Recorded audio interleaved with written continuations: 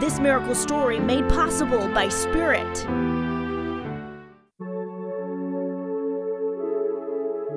I'm Zoe Dybel, and I'm 18 years old. I was born here, and then I've continued to go here so I can follow the same nurses and doctors since what I have is so rare.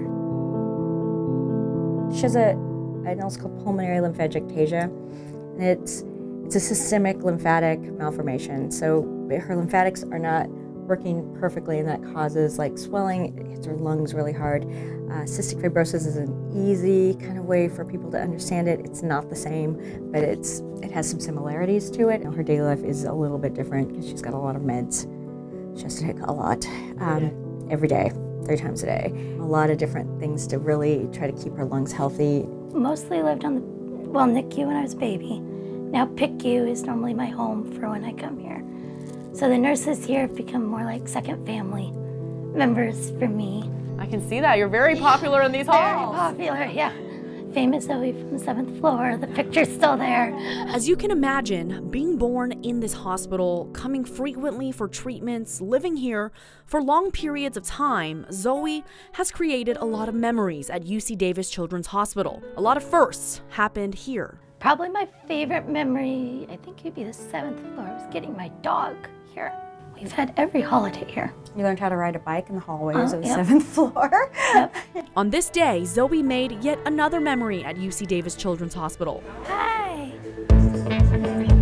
Cooking with executive chef Santana Diaz, Zoe dreams of one day becoming a chef. Now I help cater events. So I'll go over and make like sauce. I'm basically their sous prep chef. Wow. I do the peeling and the dicing and... Well, that's great. Yeah. Kind of need me one of those. Yeah, my parents don't cook that much, but my aunt did, and my grandpa always cooked. So I grew up with it and liked it.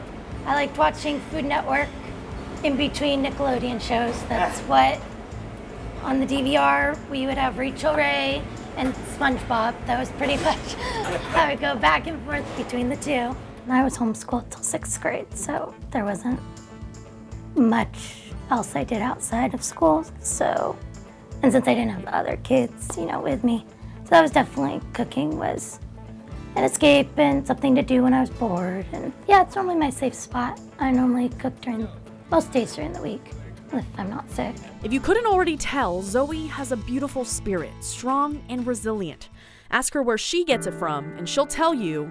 I think it comes mostly from my mom. But ask her mom, Christine, and she'll say those are all qualities she's gotten from Zoe. One of the greatest gifts that happens when you've got a child who is not healthy all the time, that is a little more fragile, is you make these connections with people. You have these opportunities.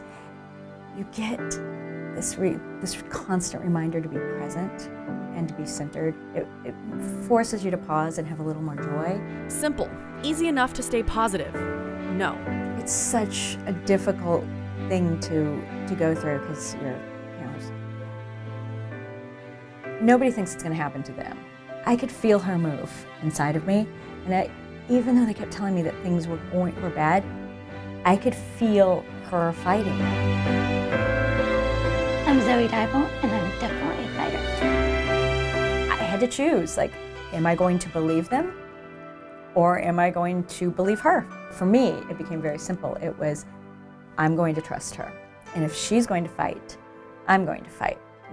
We don't think she's going to survive. And they said it was 1%, but I can feel her moving and fighting, and I'm going to fight with her. And she said, well, 1% is still hope. And so if you're going to fight, I'll fight with you.